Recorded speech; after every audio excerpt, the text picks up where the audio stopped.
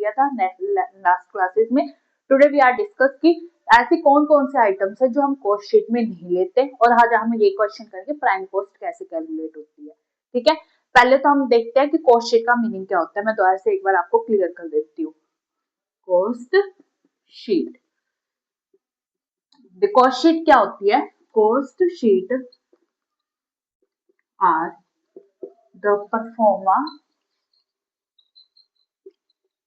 of analyze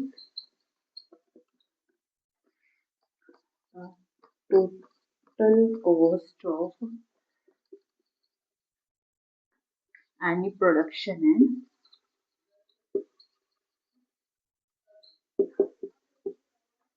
raw materials,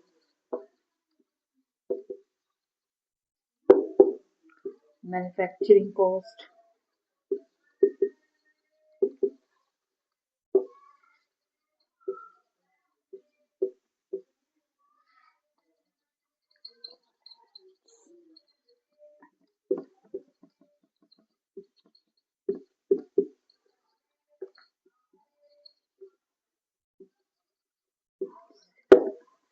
देखो cost sheet क्या होता है? कॉस्ट शीट क्या होता है? एक ऐसा परफॉर्मा होता है जिसमें हम कॉस्ट की जितनी भी कॉस्ट होती है हमारी टोटल कॉस्ट होती है किसकी, कोई भी प्रोडक्शन होगी या कोई हमारा रॉ मटेरियल होगा उसका कोई खर्चा हो गया, कोई मैन्युफैक्चरिंग प्रोडक्ट हो गया उसका कोई खर्चा होगा, या फिर कोई ओवरहेड्स हो गया, ठीक है, या फिर कोई अनदर एक्सपेंसेस हो गए। इनसे रिलेटेड जितनी भी जो कॉस्ट होती है ना उसको एनालाइज करने के लिए जो परफॉर्मा तैयार किया जाता है उसको कॉस्ट शीट कहते हैं।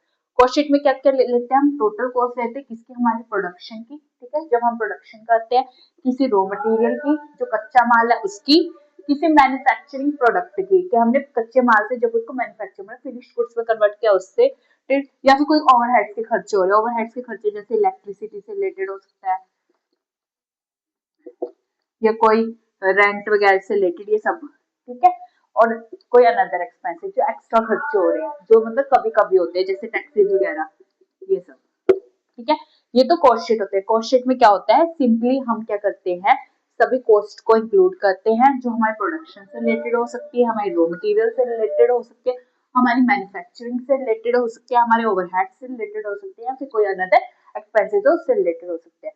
लास्ट क्लास में हमने कॉस्ट शीट का पूरा परफॉर्मा क्रिएट किया था कि क्या क्या उसमें आइटम्स इंक्लूड होते हैं, कैसे कैसे हम कॉस्ट बनाते हैं, वो कंप्लीट कर लिया था।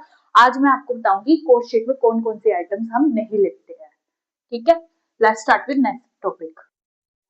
Let's start with items are not included in cost sheet। क्या ऐसी कौन कौन से आइटम्स है जो कॉस्ट शीट में नहीं लेंगे हम जब भी वो हमारे पास क्वेश्चन में आई, ठीक है। देखो फर्स्ट कौन सी हमारी, कैश डिस्काउंट। ध्यान रखना कि कैश डिस्काउंट क्या होता है कि जब भी हम कोई माल सेल कर रहे हैं, कोई भी गुड्स हम सेल कर रहे हैं, उसके समय जब हम उनसे कैश के रूप में जो भी हम पेमेंट मांगते हैं, उससे जब हम कोई डिस्काउंट देते हैं उससे रिलेटेड कोई भी ट्रांजेक्शन हम कॉस्ट में नहीं लेंगे क्योंकि वो हमारी कॉस्ट नहीं होगी, वो हमारा रेवेन्यू होगा। कॉस्ट क्या होता है? हमारा खर्चा होता है, इसमें हम खर्चों से रिलेटेड ट्रांजेक्शन करते हैं, इससे इसमें कैश डिस्काउंट को नहीं लेंगे। सेकंड हम इसमें किसको नहीं लेंगे? हमारे इंटरेस्ट को, जो इंटरेस्ट हमने पे किया है, जो इंटरेस्ट हमारा फाइनेंस से रिलेटेड होता है। कॉस्ट हम सिर्फ प्रोडक्शन से रिलेटेड वर्क्स को लेते हैं कि प्रोडक्शन रॉ मटेरियल का खर्चा हो गया या उसकी प्रोडक्शन में जो खर्चा है उससे रिलेटेड, या फिर कोई फिनिश्ड गुड्स था उससे रिलेटेड कोई खर्चा आ गया उसको लेते हैं, ठीक है। इससे इंटरेस्ट पेड को भी हम इसमें नहीं लेंगे। थर्ड हम इसमें किसको नहीं लेंगे? हम प्रीलिमिनरी एक्सपेंसेस, कुछ हमारे प्रीलिमिनरी एक्सपेंसेस होते हैं मतलब जो कभी कभी होते हैं, मतलब उनकी ना हमारे कॉस्ट में इंक्लूड नहीं किया जाता, जो बस वैसे ही हो जाते हैं जिनका होना जरूरी नहीं होता, वो होते हैं हमारे प्रीलिमिनरी एक्सपेंसेस। फोर्थ हमारा कौन सा खर्चा जो हम इसमें इंक्लूड नहीं करेंगे? वो हमारी गुडविल। ऑब्वियस ही बात है, गुडविल क्या होती है? ये हमारी रेपुटेशन होती है जिसको हम कैलकुलेट नहीं कर सकते, वो कभी भी आ सकते। रेपुटेशन कैसे? जैसे बिजनेस की ग्रोथ अच्छे से हो रही है, उसमें अच्छे से प्रॉफिट हो रहे हैं, 3 साल तक उसके प्रॉफिट्स अच्छे हो रहे हैं, उसकी पोजीशन अच्छी है, जो उसकी पोजीशन होगी ना अगर वो पॉजिटिव वे में होगी तो वो हमारी रेपुटेशन को सही बताएगी कि हमारा रेपुटेशन जो है पॉजिटिव में जा रहा है, ठीक है। तो हमारी जो रेपुटेशन होती है पॉजिटिव में जाती है, गुडविल क्या होती है, जो रेपुटेशन होती है, जो हमने क्रिएट की होती है 5 इयर्स के वर्क से या 6 इयर्स के वर्क से। इसको इसलिए इससे रिलेटेड जो भी कॉस्ट होगी ना, वो हमारा रेवेन्यू होगा, उसको हम कॉस्ट शीट में नहीं लेंगे, ये ध्यान रखना है, ठीक है। नॉट एक्सक्लूड, नॉट इंक्लूडेड, इसको हम कॉस्ट शीट में इंक्लूड नहीं करेंगे, ठीक है। फिफ्थ कौन सा हमारे पास, प्रोविजंस। अगर कोई प्रोविजंस है, कोई किसी एक्ट के थ्रू खर्चा हो रहा है, ठीक है, उससे रिलेटेड खर्चे भी हम कॉस्ट शीट में नहीं लेते, क्योंकि कॉस्ट शीट में से प्रोडक्शन से रिलेटेड खर्चे होते हैं। देखो फर्स्ट क्या था, कैश डिस्काउंट की, जो डिस्काउंट हमें कैश के रूप में मिला है, उससे रिलेटेड खर्चों को हमें कॉस्ट शीट में नहीं लिखेंगे। अगर कोई इंटरेस्ट पे किया, उसका खर्चा नहीं लेंगे। अगर कोई प्रीलिमिनरी एक्सपेंसेस हो रहे हैं, उसके खर्चों को नहीं लेंगे। अगर गुडविल है, गुडविल के खर्चों को तो हम लेंगे ही नहीं, क्योंकि गुडविल का हमारी क्या होती है, रेवेन्यू होती है, ये पॉजिटिव वे में होती है, ये कभी नेगेटिव नहीं होती, क्योंकि ये रेपुटेशन पे क्रिएट होती है। फिर आता है प्रोविजंस। प्रोविजंस क्या होते हैं, जो एक्ट के थ्रू होते हैं। कई बार क्या होता है, जैसे वो गुडविल है, गुडविल पे भी प्रोविजन लग जाता है कि इस एक्ट के अकॉर्डिंग ना एक बिजनेस का प्रोविजन इतना होना चाहिए कि 50,000 तक गुडविल हमारी इंक्रीज होनी चाहिए, डिक्रीज होनी चाहिए, ठीक है। वो होते हैं जो एक्ट के थ्रू खर्चे होंगे, वो भी हम इसमें इंक्लूड नहीं करेंगे। अब हम नेक्स्ट खर्चे लिखते हैं, कौन कौन से इसमें इंक्लूड नहीं होंगे। सिक्स्थ देखो कौन सा खर्चा है हमारा, transfer of reserve. Transfer of reserve, इसमें ये बोल रहे हैं कि किसी भी रिजर्व के ट्रांसफर से होने वाले खर्चे को हम इंक्लूड नहीं करेंगे, क्योंकि रिजर्व क्या होता है हमारा, प्रॉफिट होता है। क्या होता है, प्रॉफिट का पार्ट होता है, ठीक है। प्रॉफिट क्या होता है, जब भी हम किसको प्रॉफिट ट्रांसफर करते हैं तो हमारे पास कोई कॉस्ट नहीं आती, वो हमारे रेवेन्यू का ही पार्ट हो जाता है, ठीक है। तो इससे रिलेटेड जो भी खर्चा होगा या जो भी कॉस्ट आएगी ना, उसको हम इंक्लूड नहीं करेंगे कॉस्ट शीट में, क्योंकि ये हमारा रेवेन्यू है। कॉस्ट शीट में हम सिर्फ खर्चों को लेते हैं, जिससे कि हमें पता चले कि पूरे साल में जब भी हमने प्रोडक्शन किया या महीने में प्रोडक्शन कर रहे हैं रॉ मटेरियल से फिनिश्ड गुड्स में, तो उसमें कितनी कॉस्ट आ रही है। आई होप आपको ये पॉइंट क्लियर होगा, क्योंकि रिजर्व्स क्या होता है, हमारे प्रॉफिट का पार्ट होते हैं, और ये क्या होता है, हमारा रेवेन्यू जनरेट करते हैं, ना कि हमारे एक्सपेंसेस को क्रिएट करते हैं। ओके, नेक्स्ट 7th पॉइंट हमें क्या बोलता है, ये डोनेशंस। डोनेशन से रिलेटेड खर्चे भी नहीं लेंगे, क्योंकि डोनेशन क्या होती है, हमारी चैरिटी होती है, इसको हम कॉस्ट में नहीं लेते। चैरिटी होती है कि हमने एक अच्छे काम के लिए डोनेट किया, ठीक है, जिसमें हमारी अपॉर्चुनिटी कॉस्ट क्रिएट होती है। अपॉर्चुनिटी कॉस्ट क्या होती है, जो किसी अवसर पे क्रिएट होती है, इससे ये हमारा खर्चा नहीं होता, ये हमें एक बेनिफिट देती है। डोनेशन क्या होती है, जो चैरिटी के रूप में दी जाती है, जैसे किसी ट्रस्ट को दे दी, किसी एनजीओ को दे दिया, ठीक है। मतलब जो इन चीज, जो किसी ट्रस्ट या एनजीओ वगैरह को डोनेशन दी जाती है, वो हमारी चैरिटी बन जाती है। चैरिटी कभी भी हमारी कॉस्ट नहीं होती, और ये इनकम टैक्स एक्ट के अकॉर्डिंग भी बोला गया है कि इससे रिलेटेड जो भी इनकम होगी उस पर ना तो टैक्स लगेगा, ना इससे रिलेटेड इनकम पर कोई भी कॉस्ट कैलकुलेट होगी। आई होप आपको ये 2 पॉइंट क्लियर होंगे। ट्रांसफर रिजर्व ये क्यों नहीं होता, क्योंकि ये प्रॉफिट का पार्ट होता है, इसमें रेवेन्यू जनरेट होता है। 7th पॉइंट की डोनेशंस क्यों नहीं, क्योंकि डोनेशन चैरिटी होती है, जो बेनिफिट के लिए होते हैं, और ये क्या क्रिएट करती है हमारी, ये करते हैं हमारी अपॉर्चुनिटी कॉस्ट। क्या क्रिएट करती है, अपॉर्चुनिटी कॉस्ट। अपॉर्चुनिटी कॉस्ट जो हमें बेनिफिट लेके आती है, ठीक है। आई होप आपको ये 2 पॉइंट्स हो क्लियर होंगे। अब हम इसके नेक्स्ट पॉइंट देखें कौन कौन से इसमें और इंक्लूडेड नहीं होते हैं। 8th पॉइंट क्या बोलता है हमारा, income tax paid.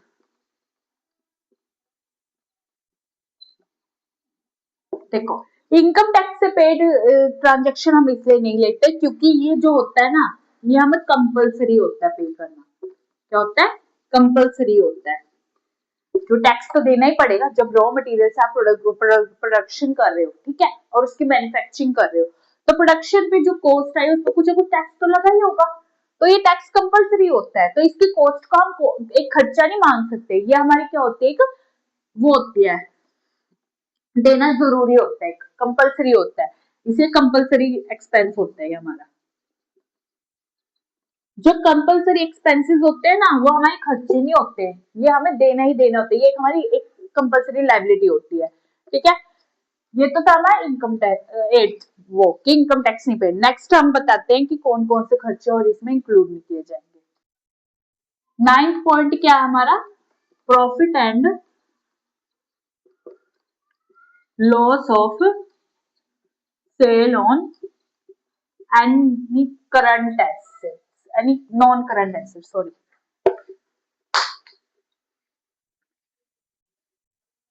On non-current asset की किसी भी नॉन करंट एसेट की सेल पे, ठीक है, अगर कोई प्रॉफिट हो रहा है या कोई लॉस हो रहा है उससे रिलेटेड ट्रांजेक्शन को हम इसमें नहीं लिखते, ठीक है, जैसे मशीनरी की सेल पे हो गया, ठीक है, किसी फर्नीचर की सेल पर हो गया, किसी उस पे इन्वेस्टमेंट की सेल पर हो गया,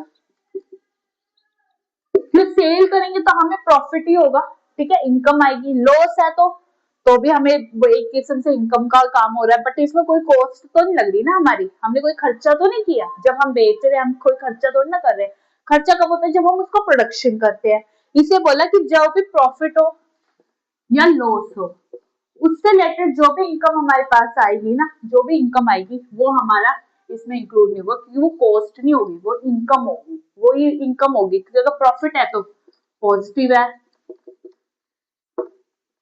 लॉस है तो नेगेटिव है, कि सही रिजल्ट नहीं आया, जो हमारे रिजल्ट को शो करता है, ठीक है, ये तो था हमारा 9th पॉइंट। 10th पॉइंट हमें क्या बोलता है, डैमेज पेबल बाय लो। हाँ, कोई भी ऐसा डैमेज जो लॉ की तरफ से पे किया गया, जैसे इंश्योरेंस से होता है, इंश्योरेंस में क्या होता है, हम कोई भी फर्म से उसका इंश्योरेंस करवाते हैं, कोई डैमेज होता है उसको लॉ के थ्रू इंश्योरेंस कंपनी पे करती है, तो उससे रिलेटेड जो भी अमाउंट होगा ना, जैसे इंश्योरेंस वगैरह हो गए या फिर कोई भी वो मतलब कोई भी ऐसी पेनल्टीज होगी जो भी गवर्नमेंट ने पे कर लिया, ठीक है, उससे रिलेटेड जो भी कॉस्ट होगी ना वो हमारे कॉस्ट शीट में इंक्लूड नहीं होगी, क्योंकि हम कॉस्ट शीट में सिर्फ प्रोडक्शन से रिलेटेड खर्चे लेते हैं, ना कि हमारे डैमेजेस वगैरह से रिलेटेड। आई होप आपको ये आइटम्स क्लियर हो कि कौन कौन से हम इसमें इंक्लूड नहीं करते हैं कॉस्ट शीट में। आज हम पढ़ेंगे प्राइम कॉस्ट कैसे कैलकुलेट होते हैं, पहले उसके क्वेश्चन लिख लेते हैं, क्वेश्चन इधर हम लिखेंगे सोल्यूशन, ठीक है, क्या करेंगे हम प्राइम कॉस्ट कर रहे हैं कैलकुलेट, ठीक है, तो क्वेश्चन क्या है, पहले हमें ओपनिंग रॉ मटेरियल देखा है, ओपनिंग रॉ मटेरियल, ठीक है, कितने रुपए का हमारे पास वो 75,000 का, ठीक है,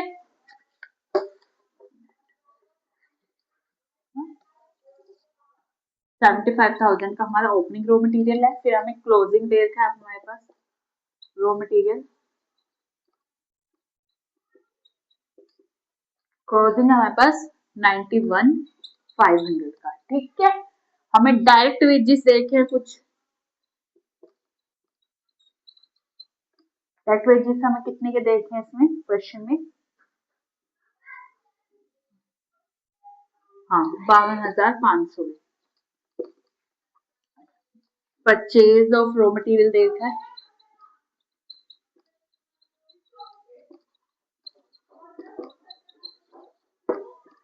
66,000 का, कुछ एक्सपेंसेस देखे हमें, एक्सपेंसेस ऑफ रॉ मटेरियल 1,500 रुपए के, फिर बोल दिया हमें calculate the prime cost,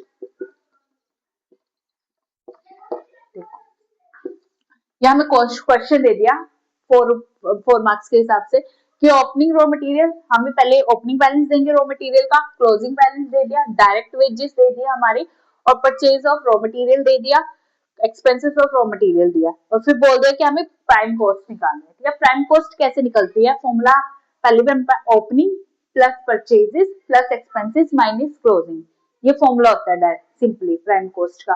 prime cost का फॉर्मूला क्या होता है मैं आपको एक बार लिखवा देती हूँ, formula opening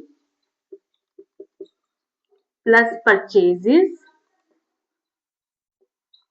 plus expenses minus closing, ठीक है, ये होता हमारा प्राइम कॉस्ट का फॉर्मूला, इसमें प्लस होते हैं वेजेस, देखो ये हमारा पूरा फॉर्मूला होता है प्राइम कॉस्ट निकालने, प्राइम कॉस्ट निकालने का फॉर्मूला क्या होता है कि ओपनिंग स्टॉक प्लस हमने उसमें परचेजेस करे प्लस उसमें अगर हमारा कोई खर्चा है, ठीक है, स्टॉक से रिलेटेड उसको प्लस किया माइनस क्लोजिंग स्टॉक, फिर उसमें हमने प्लस वेजेस करें। ठीक है, ये होता है हमारा प्राइम कॉस्ट का फॉर्मूला। आई होप आपको ये फॉर्मूला क्लियर होगा, ये लिख लेना।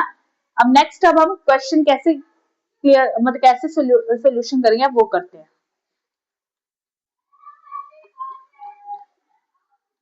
देखो हमें क्वेश्चन में देखा है क्या, ओपनिंग रॉ मटेरियल। ठीक है, ओपनिंग दे दिया, पहले लिखेंगे ओपनिंग रॉ मटेरियल कितने का है हमारे पास 75,000। देखो फिर इसमें क्या है, क्लोजिंग रॉ मटेरियल हम नहीं लेंगे, क्या लेंगे हम परचेजेस ऑफ रॉ मटेरियल। ठीक है, तो इसमें क्या करेंगे ऐड प्लस करेंगे हम परचेजेस ऑफ रॉ मटेरियल कितने के 66,000 के। ठीक है, फिर इसमें और क्या आएगा हमारे एक्सपेंसेस ऐड होंगे, फॉर्मूला बताया था ना मैंने आपको, ऐड एक्सपेंसेस कुछ खर्चे कितने हैं वो हमारे पास 1,500 रुपए के। ठीक है, ठीक है, पहले इनका टोटल करो कितना आता है, एक मिनट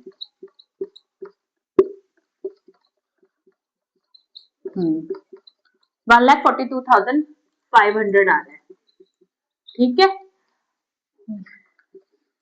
अब इसमें से क्या करेंगे हम, ये हमारा है 1,42,500। ठीक है, अब इसमें से हम लेस करेंगे माइनस करेंगे हमारा क्लोजिंग रॉ मटेरियल। ठीक है, फॉर्मूला था उसके हिसाब से क्लोजिंग रॉ मटेरियल कितना है हमारे पास, क्लोजिंग में रॉ मटेरियल 91,500। इसको लेंगे हम ब्रैकेट में, याद रखना जो माइनस में आइटम होगी ना वो हमेशा ब्रैकेट में दिखाना, जिससे कि एग्जामिनर को पता चले कि आपने लेस करी है। ठीक है, अब इसको यहाँ पे लेस करके दिखा देंगे कितना आएगा हमारा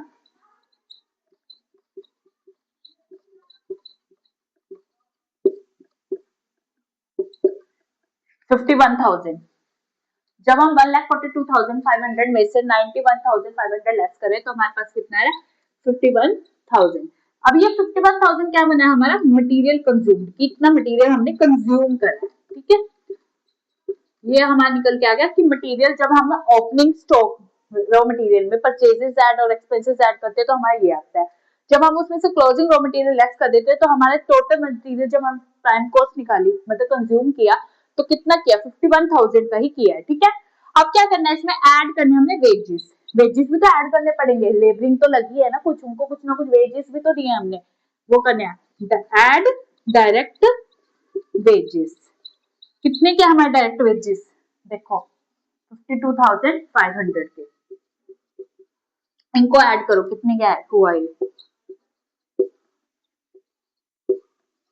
1,03,500 के, कितने के 1,03,500 के। ये क्या आई हमारी प्राइम कॉस्ट। देखो इस क्वेश्चन से क्या पता चलता है कि ओपनिंग रॉ मटेरियल में परचेजेस हमने ऐड करे और एक्सपेंसेस ऐड करे तो और उसमें से हमने क्लोजिंग रॉ मटेरियल लेस किया तो हमारा मटेरियल कंज्यूम आया कि टोटल मटेरियल तो हमने इतना कंज्यूम किया था, उसमें कुछ वेजेस ऐड करने पर हमारी जो टोटल कॉस्ट की टोटल प्रोडक्शन पे जो कॉस्ट लगी है वो 1,03,500 की बनी है। ठीक है, आई होप आपको क्लियर होगा प्राइम कॉस्ट कैसे क्लियर। देखो प्राइम कॉस्ट में क्या क्या, पहले ओपनिंग, फिर add purchases, add expenses minus closing, फिर उसमें हम फिर इनको करने के बाद हमारा क्या आया मटेरियल कंज्यूम। ठीक है, याद रखना कि क्लोजिंग माइनस करने के बाद पहले आपने मटेरियल कंज्यूम निकालना है फिर वेजेस ऐड करने हैं। ठीक है, वेजेस ऐड किया फिर हमारी क्या I prime cost. I hope आपको क्लियर होगा प्राइम कॉस्ट कैसे क्लियर कंप्लीट होती है। यह हमने प्राइम कॉस्ट आज यहाँ कंप्लीट कर लिया है। नेक्स्ट क्लास में आपको फुल फ्लैश क्वेश्चन करवाऊंगी कॉस्ट का, जिसमें प्राइम कॉस्ट के बारे में भी होगा, वर्क कॉस्ट क्या होती है। ठीक है, और फिर लास्ट में कॉस्ट शीट में हमें सेल हो रहा है प्रॉफिट हो रहा है क्या हो रहा है वो हम कैलकुलेट करके बताएंगे। ठीक है, आई होप आपको यहाँ तक क्लियर हुआ होगा। मेरे चैनल को लाइक शेयर सब्सक्राइब करना मत भूलिए, ज्यादा से ज्यादा फ्रेंड्स तक शेयर करें। आई होप उनको भी मेरी वीडियोस पसंद है। Thank you very much, okay thank you, bye bye.